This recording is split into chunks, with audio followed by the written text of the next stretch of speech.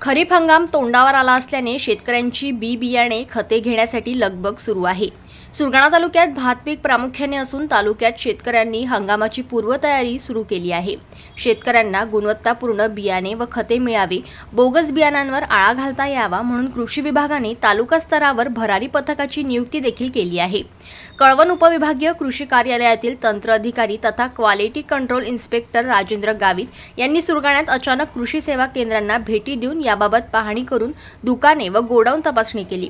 सर्व कृषी सेवा केंद्र चालकांना भावफलक दर्शनीय भागात लावणे, साठा नोंदवही अद्ययावत ठेवणे, सुट्टे बियाणे न विकण्याबाबत तंबी देण्यात आल्या असून शेतकऱ्यांची फसवणूक करणाऱ्या व बोगस बियाणे विक्री करताना आढळून आल्यास तात्काळ विक्री बंद आदेश देऊन परवाना कायमस्वरूपी रद्द करण्यात येईल अशा सूचना देण्यात आल्या।